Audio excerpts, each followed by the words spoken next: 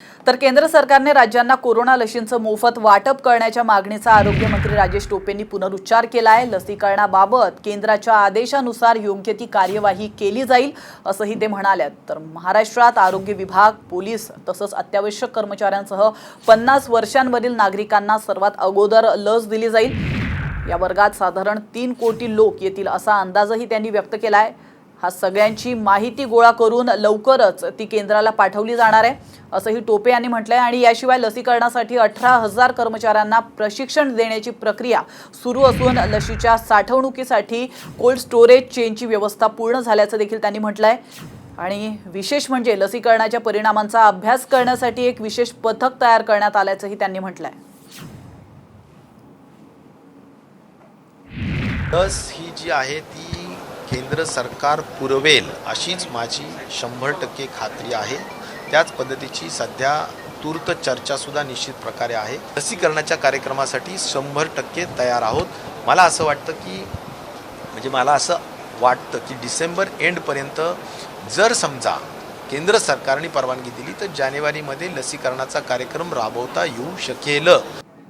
तर आता एक ब्रेकिंग न्यूज समोर येते। देशात गेल्या 24 तासात 24,000वर अनेक कोरोना पॉझिटिव्ह रुग्ण आढळल्याचं समोर आलेलं आहे। देशातील कोरोना रुग्ण संख्या 99,56,000च्या वर गेली आहे। या क्षणाची महत्त्वाची अपडेट आपण पाहतोय।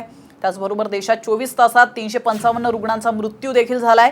देशातील एकूण कोरोना मृतांची संख्या आता 1,44,451 वर जाऊन पोहोचली आहे।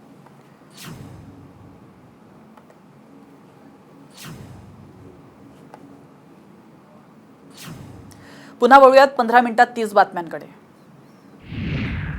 राज्य सरकारने मागासवर्गीय कर्मचाऱ्यांना मोठा दिलासा दिला आहे। सेवा ज्येष्ठतेनुसार पदोन्नतीस पात्र असलेल्या मागासवर्गीय अधिकारी कर्मचारी यांची पदोन्नती 2017 पासून थांबवण्यात आली होती। हे पत्र रद्द करून सेवा ज्येष्ठतेनुसार खुल्या प्रवर्गात पदोन्नती देण्याची मागणी ऊर्जा मंत्री डॉक्टर नितीन राऊत यांनी केली होती। ही मागणी मान्य करण्यात आल्यानं मागासवर्गीयांना सेवा ज्येष्ठता यादीनुसार खुल्या प्रवर्गातून पदोन्नती मिळण्याचा मार्ग मोकळा झाला आहे।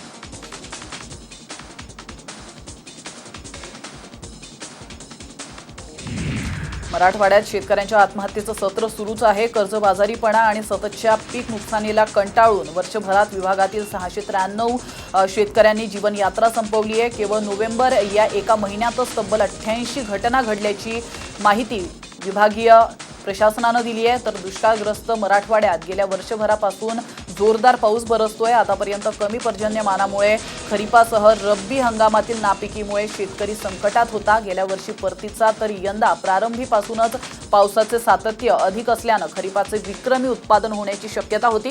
पण ऑगस्ट नंतरही पावसाचा जोर कायम राहिल्याने शेतकऱ्यांना मोठं नुकसान सहन करावं लागलं।